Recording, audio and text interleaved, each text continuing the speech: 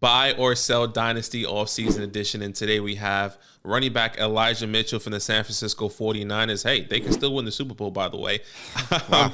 Maybe they lost by this point. Maybe they lost. We don't know. 963 rushing yards, 5 touchdowns, 19 receptions in the air for 137 yards and a touchdown. He did miss 6 games. I remember he had a finger injury, a shoulder injury, all these injuries that were holding him back. But this was the biggest surprise, I guess, in my perspective, in the running back room coming into this season. We all thought it was going to be Trey Sermon's after Raheem Mostert, and that wasn't the case. Elijah Mitchell got the starting job.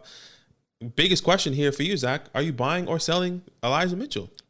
I wish there was a hold option because I had to decide, okay, am I going to buy or am I going to sell? But I'm genuinely so on the fence. Yeah. I don't want to give up what it would cost to acquire him, but I also don't want to sell him. But let me just explain why I'm going to have, if I have to choose buy or sell, I'm going to choose buy because I don't want to sell him at this point.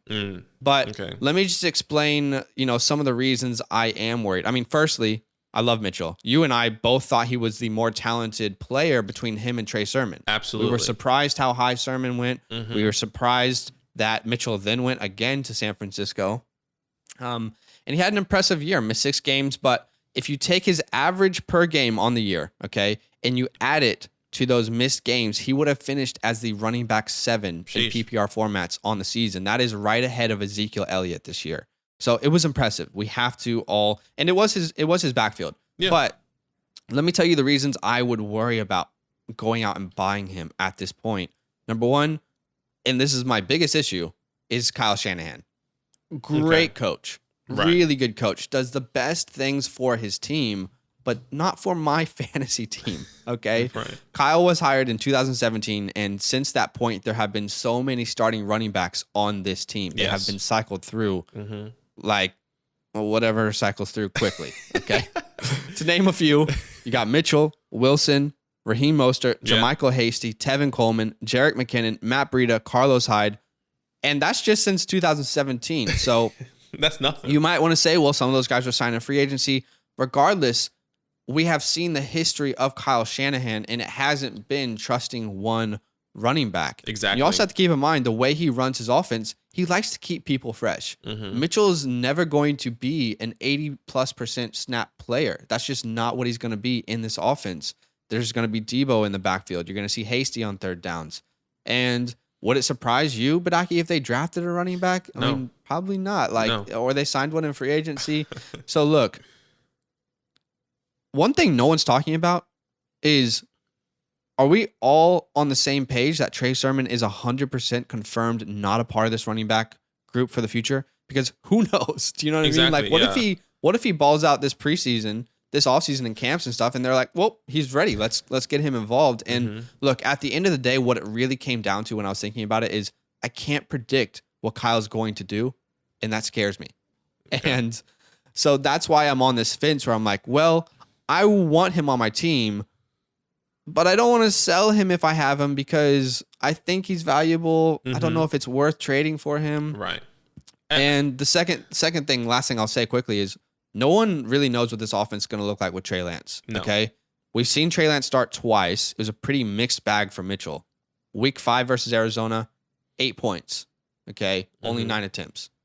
Week 17 versus Houston, he had 21 points on 21 attempts, but it was Houston. And Houston gives up top 3 amount of points to running backs last year. Yeah, they did. So, man, this was really hard one for me to answer. And I guess I would have to say I'm leaning buy because I would like to buy him, but I don't think I'm going to buy him much this offseason because of what it would cost. Where do you sit on this? I think, look, everything you said, you hit the nail on the head, and I completely agree. There's so many question marks going into the next season, But for me, right now, if I had to put on a 100-scale meter, my 50-50, I'm 49 on the selling side. I'm 49%. Okay. Like I'm right there. Like, oh, let's go buy him. I'm just really, really confused on. You're 49% buying or 49% selling? Okay, like, so you are going to buy. It's 50-50. Like, yeah.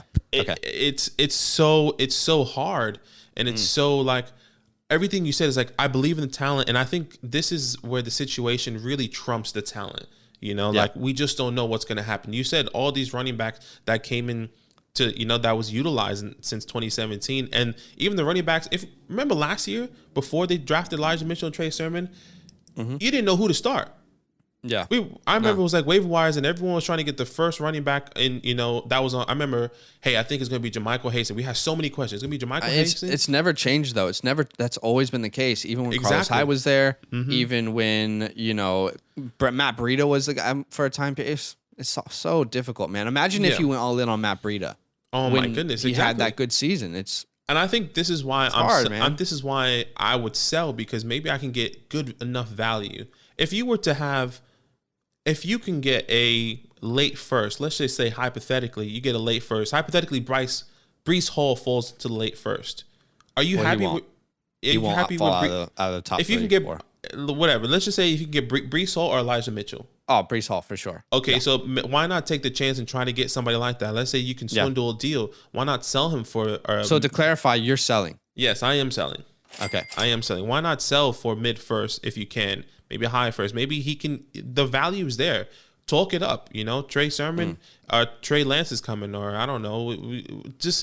I think you can get so much more value for Elijah Mitchell right now, where there's too many questions to say, you know what, I'm buying, I'm going to hold. Let's just move forward with him. Okay, so if you are going to sell him, you're okay to get a mid to late first.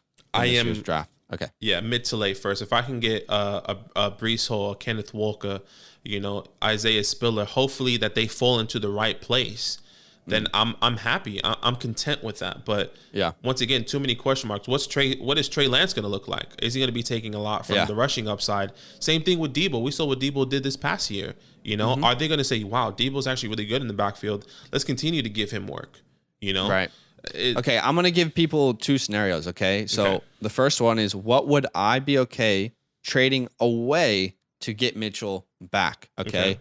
And to me, that's a mid to late first rounder this year. Okay. So if I can take the 110 to the 112 and ship it away for Mitchell, I'll do that. And the reason is because I know what team he's on. Do you know what I mean? Yeah.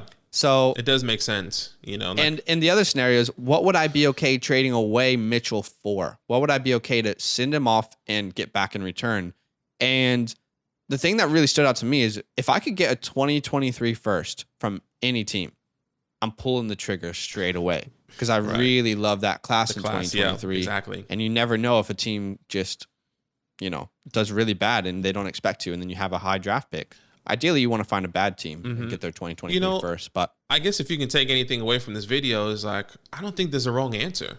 There's not a wrong answer. You can either buy or sell, and I think you can profit in both ways. We just don't know that right now. We believe you can profit. The reason I'm slightly on the buy side is because I always gonna believe in talent over anything, and that's why I slightly lean the buy. But the situation is so sketchy, so I am 51% buying. You're 51% selling. Yes, is what it sounds 51% like. 51% selling. What are you guys going to do this offseason? Are you buying or selling, Mitchell? Let us know in the comments below. Yo, what's good? Thanks for watching. We got a lot more videos. A lot more. If you want more videos. Watch now, it. You can also subscribe. Right now. If you want to. You need to. And lastly, don't forget that you can sign up to support the show and get exclusive content by going to patreon.com/fantasylandfam.